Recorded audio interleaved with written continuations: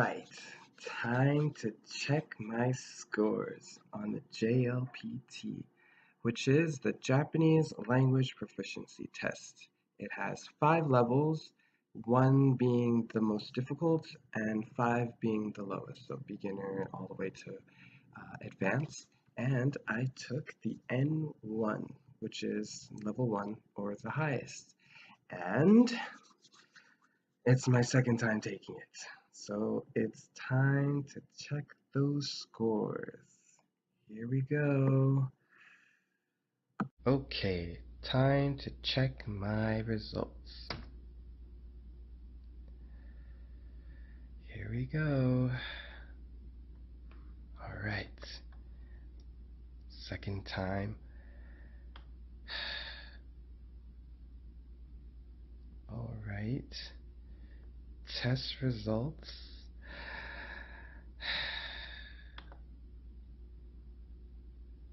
What?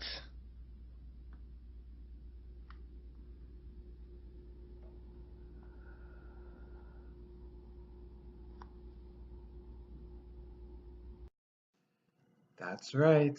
I failed the JLPT N1 twice. And I thought about why that may have happened, and which brings us to today's topic of the video, and that's second guessing yourself.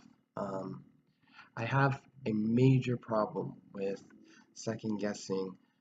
After both tests, I can remember thinking to myself that I had the right answer originally, but I flipped back because I was afraid that I was wrong. So if you are unaware of how the scoring system goes, um, you need 100 points overall to pass the exam, and um, you need 18 points or higher in all 3 sections. And for both of the exams that I took, I had above 18 for all of the sections, except they just didn't add up to equal 100, unfortunately. So uh, I think it boils down to my test taking abilities and not my knowledge.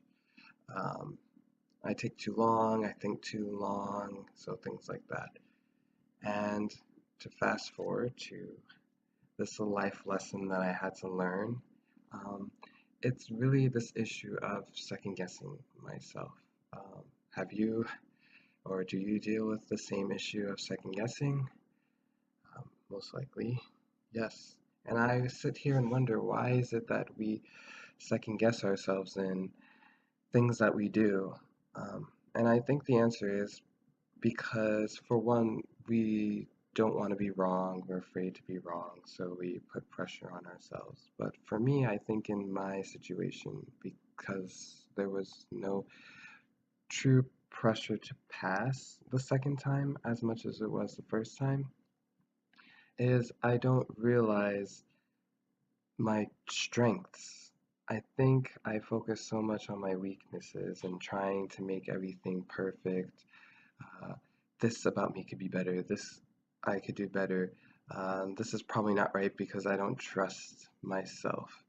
Um, so I am learning that the solution is to really begin to trust yourself and really analyze the power and abilities that we have.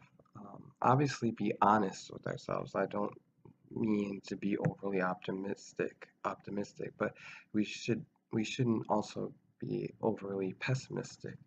So that was my issue.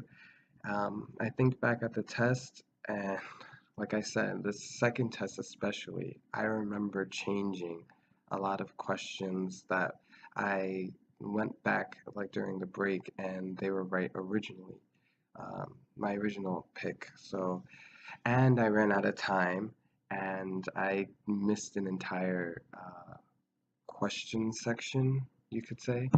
So it's just about my test taking abilities and trusting the strengths that I have. Um, so from this point forward, I'm going to try and really see what I could do in that area. And it's very important for um, trying to pursue my ultimate goal of being an artist and whatnot, because I can't really second guess too much. I might miss opportunities, I might make mistakes, I might, who knows what could happen. So I hope